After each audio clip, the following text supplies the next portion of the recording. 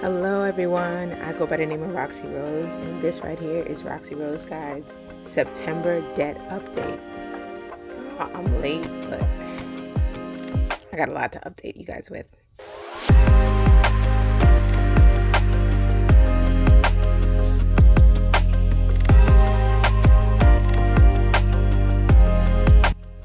Hello everyone, welcome and welcome back. Y'all, there's so much to give you guys an update on. As you know, if you've been following me, my wonderful going on 900 subscribers, you guys know that I've been pregnant and I kind of took a little break because I definitely needed to take care of this baby for the last 2 weeks. Baby is 2 weeks old. 2 weeks old. I'm so excited. But yes, we had a little baby. So I just wanted to give a quick little story time update because y'all, so you guys can understand why it took me a little while. If you hear a little sound in the background, it's probably the baby because I'm trying to do this while she's napping. We'll see how this goes. All right, so basically, if you've watched some of my vlogs or anything like that, you know that as I was preparing to nest, I actually went to the OB. The OB said the baby is measuring small and I need to actually be induced for labor. I wasn't expecting it. The baby was expected to actually be born. Their due date was September 27th, and I was planning for that. When then I went to the doctor on the 14th, they said tomorrow should be your last day. So I went to work and let them know that the 15th would be my last day of work.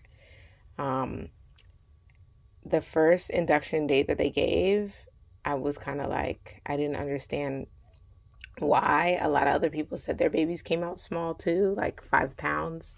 It was measuring 5 pounds, 12 ounces, and I didn't understand why that was such an issue, but I kind of didn't really believe the doctors. I'm like, the baby's bouncing around, it's kicking me, it's doing a bunch of stuff. I didn't really believe the doctors. So that Sunday, they called the hospital. They told me that they had space for me, I should come in, and I just refused to go. I didn't understand why they were pushing this so hard. And in the back of my mind, I was kind of like, if I end up going for the induction early, right? Obviously, my body's not ready. It's not close to the due date. The baby's not fully mature. Why am I getting induced? I'm not going to get induced. I'm going to get induced. It's not going to work. And then they're going to push me to get this and get that. And eventually they're going to push for a C-section. Now, this might not be true for everybody. And I'm very sure that there's medical, practices that really help those moms that are in need and people that are in pain and really need it. But in this case, I was quite sure that they did it for like money purposes. Like everything that is extra in the hospital, they get paid for it. Somebody gets paid for it. So I was saddened, but that Tuesday on the 19th, I ended up going into the hospital. They've rescheduled my induction date. That day, I was a little bit scared and beside myself. I was like, I'm praying, I'm asking God, is this something that we need or not need? And it was just a lot of stuff going on. The baby was not moving as much that day, and that kind of scared me a little bit. So I decided maybe I should go into the induction just to make sure, I know that they can monitor the heart rate, and at least in the meantime, they can do my induction, but I don't want a C-section, right? So I went into the hospital. We went late, so the room they had ready for us wasn't ready until later. I didn't get induced until 9 p.m.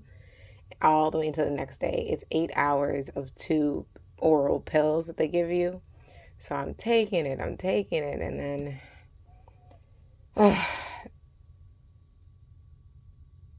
it's like,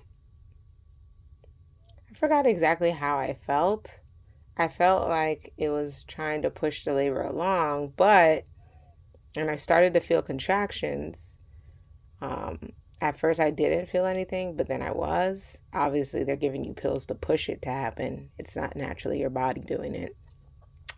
But in the morning, a doctor came in. They said there was no dilation at all and forced the dilation with a balloon and forced it with more pills.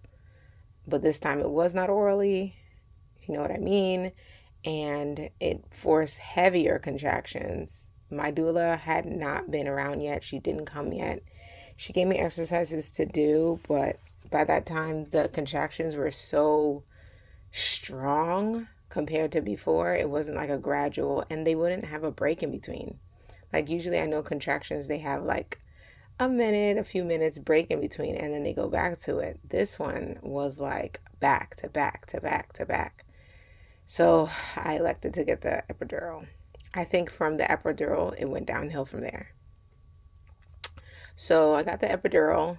My legs started going numb and started puffing up. My left one, especially, started puffing up. And I'm in the hospital. I'm trying my best to push, do everything that I can. They keep telling me to kind of stay still, which is weird. And then if I keep laying back, the heart rate of the baby keeps going down. So something is going on in there. Finally, my doula came. The whole atmosphere changed. It's like she came in and the doctor was like, do your magic, because we don't know what's going on with this baby. There's barely any dilation going on, da da da da da. And it's like, I don't understand why they're confused. You're forcing labor on a body that's not ready at all. Anyway, I'm in the process. We're pushing. This goes all the way from Tuesday, Wednesday, Thursday, and now, we're at Thursday night. I'm pushing. My doula is pushing me to do all these inversions and different things to really help the baby and help the heart rate and help the labor. But when they checked again, I was only 7 centimeters dilated, so it wasn't enough to get the baby out. Finally, they decided the baby's heart rate keeps dropping, and that was not safe for the baby. So I had to get a C-section. I was bawling my eyes out. I did not want a C-section. A lot of people don't know, but statistically, and I'm doing like this because I don't know where the studies are exactly coming from, but statistically, Black women have really bad experiences with C-sections, and we're elected to get induced and have C-sections a lot, and it just sucks. It sucks. I didn't want to go into the hospital because I wanted to avoid somebody pushing my body against its will to try to push the baby out and then saying, oh, it's not working, so let's do a C-section. But this was the last thing, and I'm looking around at my family. They're all saying, well, you might as well do it. The doula is saying, this might be the best thing for you right now. And I just ended up signing my life away to do the C-section. So I get transferred, do the C-section, and I'm so bewildered by how we went into this sterile room. The nurses barely looked or attended to me. My husband is there, and they took a while to even let him into the OR. They wouldn't let my doula into the OR, and they told my mom, well, she's going into postpartum after, you just got to leave. So it's very you're going to do a C-section, all these people aren't allowed, and all these people have to leave. They obviously were fighting and angry, so they didn't leave. So I'm glad that they stayed outside to see the baby come out, but it was a lot. It took a while to do the C-section. They numbed my legs or my waist down, so I couldn't really feel anything. All I felt was pressure, and we were just waiting behind a curtain, a blue curtain, to get to hear the baby come out. My husband was there. He's crying because the baby finally came out by the grace of God. And he went over to tend to the baby because I told him before we went, like, don't let any of these nurses take this baby by itself. Make sure you're with the baby 24/7. So he went over, he cut the baby's umbilical cord, even though they had already cut it to get it out, I guess. You know, the baby was crying. It had some film on it. They did a lot of things that I did not want. I felt like those last nurses, because you know, each nurse has a 12-hour shift, they did not read my birth plan. They just came in and was like, all right, this lady's been here for days. She needs to go do a C-section. Anyway, oh, and I didn't mention the doctor that ended up delivering me and taking over was not even a part of my OB group. So this lady was a stranger, which I was trying to avoid, but she did a really good job. After they took out the baby, they took and hid the placenta. I wanted the placenta so that I didn't trust the hospital with it. And after seeing stuff like they cloned Tyrone and stuff like that, I don't know if anybody knows that movie on Netflix. If you want to watch it, it's really funny, but it's also kind of like serious. But yeah, I don't want anybody having my child's like just DNA out and about. And a lot of people have said that hospitals and other research institutes actually use placenta for research and other things like that. But I wanted the opportunity to keep my placenta and not have it in anybody's hands for any reason at all. After that, the doctor ended up taking out a fibroid that I had. They said it was really bad and they decided to take it out and they sewed me back up and I was able to see the baby. I had a beautiful baby girl. Her name is Brooklyn Lily, and I won't say the last name, but all together, her initials make BLT, like a BLT sandwich. So I'm super excited. I have my little Brooklyn. We picked Brooklyn because Brooklyn is the place that we fell in love, and also I love Brooklyn. The borough of Brooklyn, New York is one of the loves of my life. I always wanted to move to Brooklyn, and I ended up moving there and living there for 4 years during the time that I met my now husband, and it's been amazing. So I'm sorry I'm going into a rant with this story time, but it's just to say, things don't always end up how you expect it, but I'm so grateful and so blessed that I came out on the other side alive and well, and also the baby is safe and alive and well as well. So her weight dropped, but now at 2 weeks later, she is doing well. She's eating a lot. I'm pumping, I'm breastfeeding and trying to give her all the nutrients and stuff that she needs.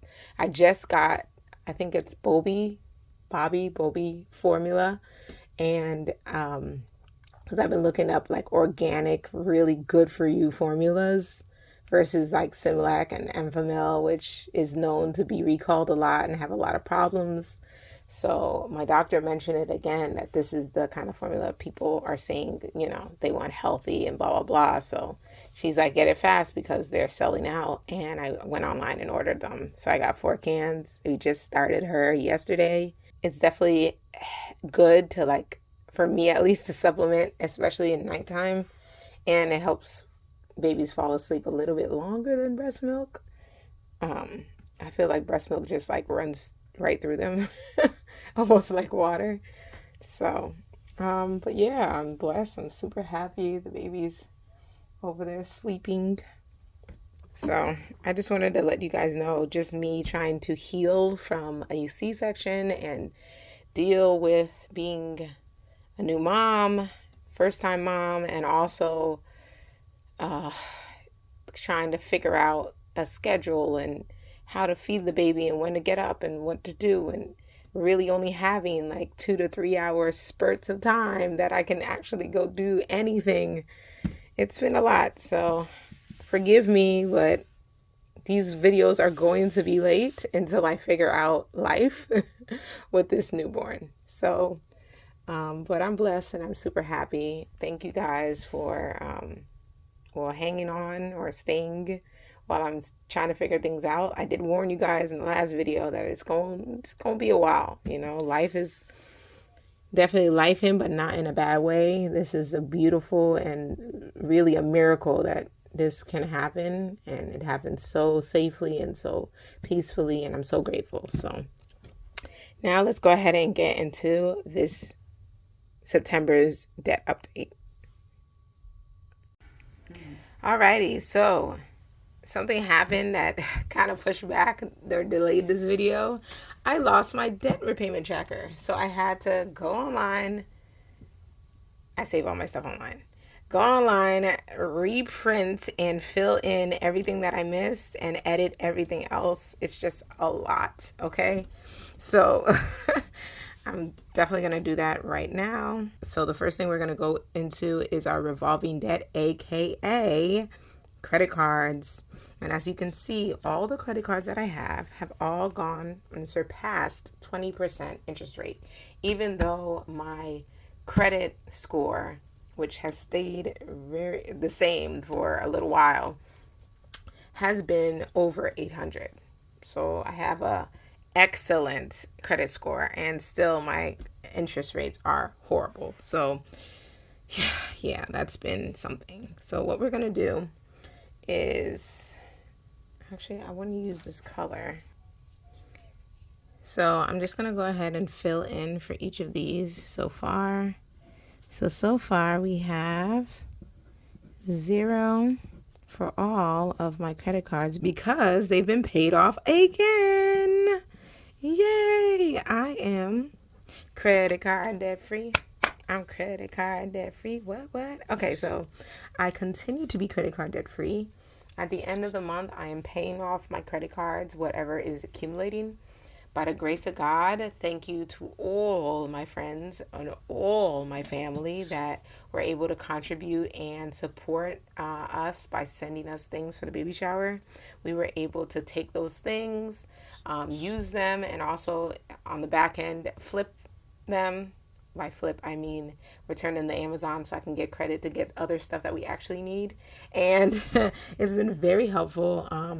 By doing that, we've been able to get a stroller on the side and some other things that we needed, like a wrap and carrier and some other things just for the baby, just to make sure we have things that the baby needs. And it's been so helpful and such a blessing. So yeah, because of my family and friends, I am credit card debt free this month. Well, last month, September as well. Okay, so thank you guys. Thank you if you're watching. Thank you. I'm so happy that we've been able to do 1, 2, 3 months of just credit card debt freedom. I hope to continue to be credit card debt free, and I also hope to spend a lot less. These past 2 weeks, I've spent a lot of time at home. I've maybe left the house once or twice, just to do certain small things. Once I left a little too early, and being that I have a C-section, I don't know what I was thinking. I really need to make sure I keep my butt home. And, I'm also a first generation American, so like a lot of things that are like people do here aren't things that are practiced in other countries, so, or in the countries of my mom and my dad. So like I don't believe I'm actually supposed to leave the house for the first month. I might go take a walk and do some other things just to get myself together, get myself exercise. And I want to do it before the weather gets horrible, because it's going to get cold. It's already the temperature's kind of going down already, which is weird because it was like 80, 90 degrees just a week ago. Anyway, so yeah, I'm able to stay credit card debt free. I'm super happy about that. Now we're going to go to our non-revolving unsecured debt, aka blasted student loans. Blasted student loans, because these student loans, they're horrible. So if you don't know and you've been under a rock, student loans went back into accruing interest. And my student loan that's been accruing interest was the Mohila student loan. I don't know if that's how you say it, but that's how I say it. This Mohila student loan, ooh, it's changed things, and it really sucks. So we're gonna fill this in, and I'm gonna tell you what my plan has been and what I decided to do because of this, because this is wild. So let's fill it in.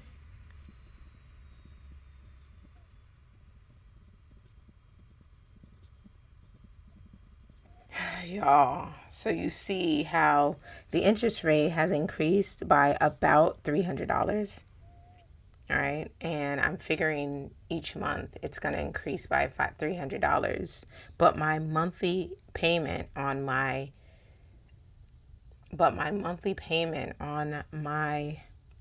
income driven repayment plan is $348. So that means $300 is going to go towards interest, and $48 is going to go towards my actual principal for 7 student loans that accumulate to $64,000. This makes no sense at all. I wish. I don't know what to do. Y'all, somebody help me with, slip me a quick $100,000, because I really just want to pay this off so that I can give everything to my daughter. I don't want to pay this. Biden, come up with something on the tail end, okay? All right, anyway, we have all of this going on, and it really sucks because it really kind of puts me in a bind. If you know, before I was paying a total of $400, but if $300 is accumulating here, and this is the first time, like, a payment has not come out yet. The payment will be coming out this month in October. So not only am I accumulating another $300, but only $348 will be coming out. Let's find out the total right now. The total is $99,493.66. Y'all, it went up. So that was what I was really afraid of. I've made sure that my student loans were down, and I'm so happy that it's under 100,000, but I'm so scared that with this interest rate accumulating again, the CARES Act is over and the interest rate accumulating again, that it's going to go back up to 100,000, and I don't want it to do that.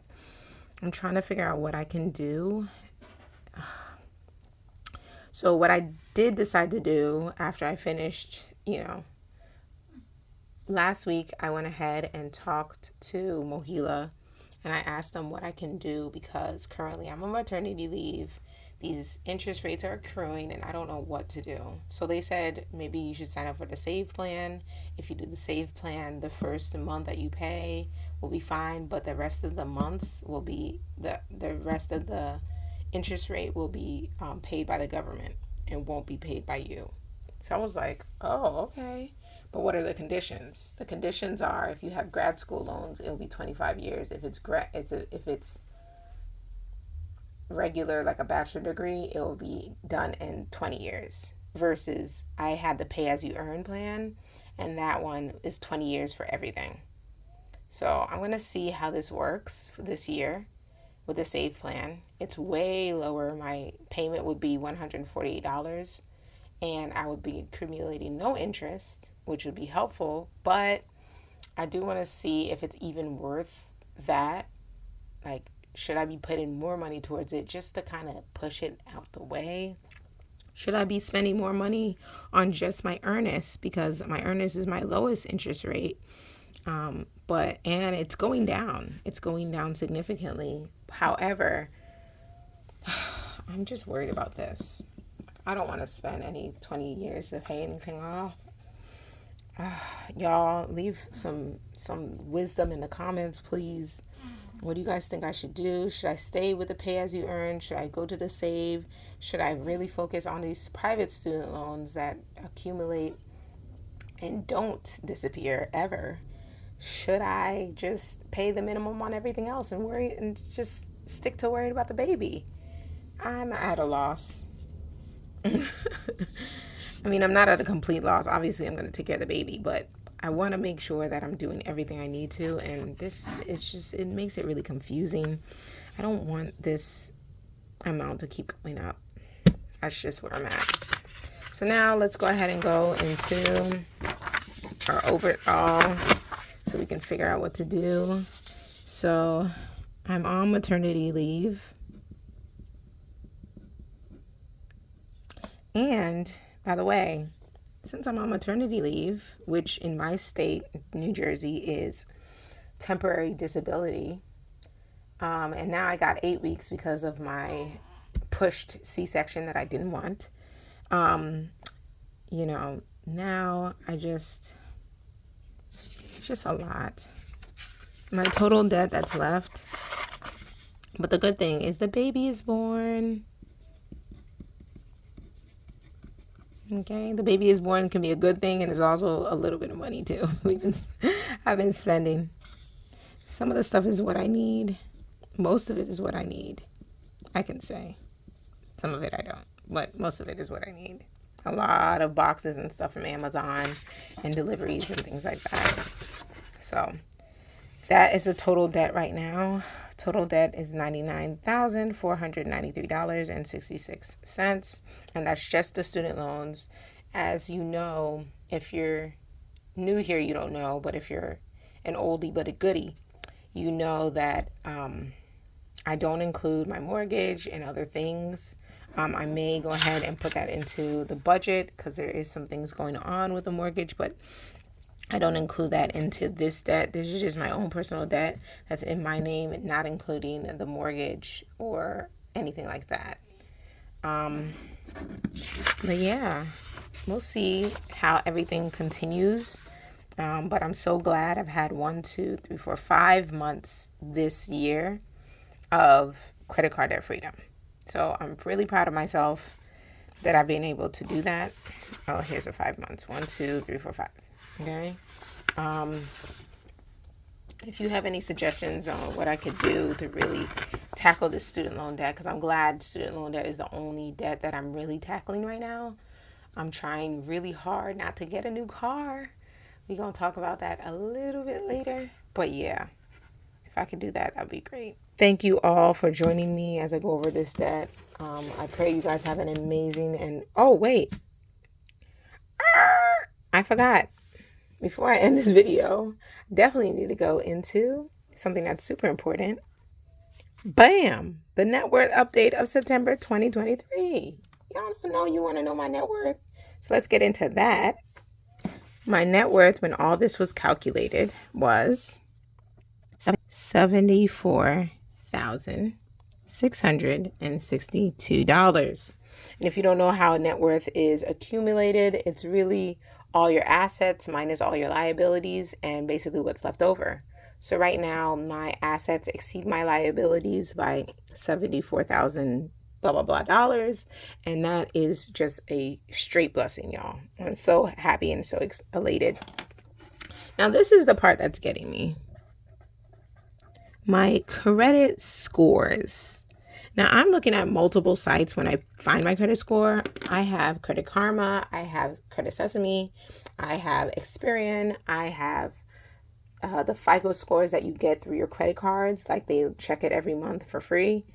And every month I'm looking, and it seems like the same credit scores are coming up, and I'm kind of confused.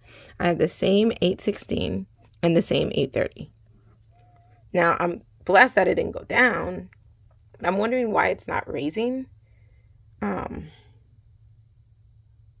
Maybe it went back up because of student loans. I don't know, but I'm trying to figure out how to raise these scores consistently. I mean, I've been paying off my credit cards. I've been doing what I need to do. If anybody has any wisdom, please put it in the comments. I would really appreciate it, but I don't know why these scores are the same. So it's a little confusing to me. But this is the update of my net worth and my credit score for the month of September. So I hope it continues to go up, from where we started. I think it was in July, it was 60,000. So now it's 74,000. I hope it goes up. I think my goal by the end of the year was 80,000. It seems like I should make it a little higher. But you know what? I'm going to stick to 80,000 for now. We only have 3 more months. We are in the last quarter of the year. And I'm going to get into that quarterly stuff in our next video. Thank you so much for joining me on this debt update. I hope you enjoyed the story time, and I hope that you guys enjoyed this debt update. There's a lot of changes for October, and I'm about to record it like right after this, so you'll see what I mean. And in the meantime, take care, God bless, and Roxy Rose out. Shout out to all the teachers that are still in school right now. God bless you. And also, shout out to all the mothers out there, y'all. I didn't know it was like this. I didn't know I'd be up into the wee hours of the morning with an hour to 2 hour spurts of sleep. I mean, I kind of heard about it, but maybe I didn't believe it. Y'all, mamas, thank you. Thank you. Thank you. Take care. God bless. And Roxy Rose out.